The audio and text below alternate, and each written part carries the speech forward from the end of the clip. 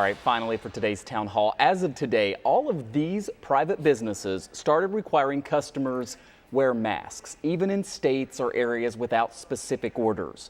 Now, there has been a lot of research looking into face coverings and how they can help slow the spread of the coronavirus. But there's also a lot of misinformation out there. That's right. So tonight we look past the spin and we get to the facts. Reporter Chris Rapsky talked with several experts, and he has what you need to know about masks. I think making people wear masks is wrong. Just put it on. Like a scarlet letter. Anyone harassing me to wear a mask, you guys are violating federal law. Somehow, I feel free. Face masks have become a potent political statement in the U.S. I can't breathe. But mask use is not political dogma, it's science. And so far, an imperfect science at that. In the end, there won't be any blue states or blue counties. There won't be any red states or red counties. All be COVID colored. And that's what we're seeing. Dr. Michael Osterholm, a leading expert on infectious diseases out of the University of Minnesota, has taken heat for questioning how well homemade masks work against the virus. You're not anti-mask, you're pro-data. It's not even that. I'm not only not anti-mask, I'm saying wear it. I wear one. I owe it to the public to tell them what I know and don't know. And this is where it's been very hard, because in public health, nothing is necessarily yes or no. It's not up or down. It's not right or left. Now here's the hiccup preventing a perfect answer on masks. Osterholm says when we sneeze, cough, sing, or talk, large-sized droplets come out of our mouths, potentially carrying a bunch of virus with them. He calls those boulders.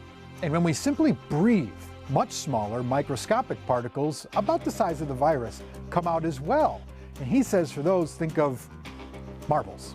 Recently, 239 scientists sent this letter to all public health departments worldwide, saying enough studies have, quote, demonstrated beyond any reasonable doubt that viruses are released during exhalation, or just breathing.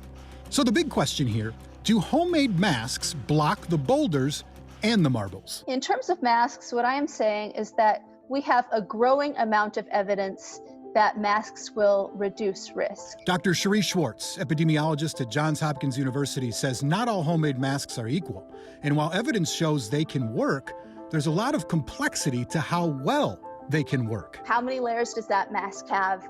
What are the, how tight is it to your face? What are the openings? All of those things are going to matter. This study from Florida Atlantic University shows us through lasers how effective masks can be. A normal cough with no mask projected droplets up to 12 feet, remaining in the air for minutes. Folded bandanas and folded cotton handkerchiefs stopped up to half the distance of smaller droplets in the cough, but proved least effective. Now look at 2 layers of stitched-up quilting cotton mask. It cut the distance of the cough to 3 inches, while also leaking out the sides. Still performing better in this case than a store-bought cone-shaped mask. Do masks work? Yes, I said they do work. If everybody wore a mask, I think that we can beat the pandemic very quickly. Another study used by the CDC and published in American Chemical Society used a machine to run simulated breathing through a bunch of different mask materials, and here's what it found. Cotton is a great filter, but it depends on the quality. 2 layers of low thread count cotton, like in t-shirts, allowed more than half of big and small particles to pass through.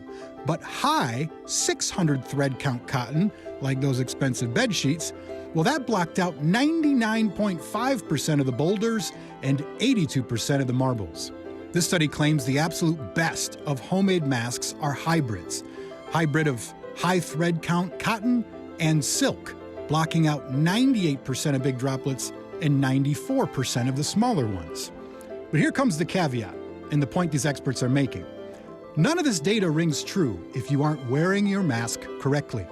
The study took the same exact hybrid mask, but allowed for some gaps or leakage out the sides. In that scenario, the mask blocked only roughly 35% of all particles. What do you say to people who say, I don't believe in masks? I would say that I agree that masks are not a silver bullet, that this one intervention isn't the perfect solution, but it is one of several tools that we have. that if used in combination can have a really substantial impact on the epidemic. The science on this is changing every day. We need to be open enough to change with it so we can snuff out this virus together.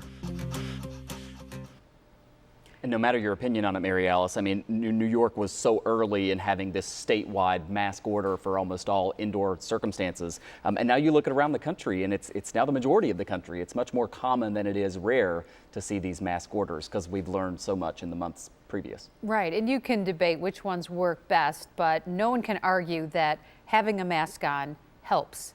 Right. It makes a difference. The science on that is now crystal clear. Absolutely.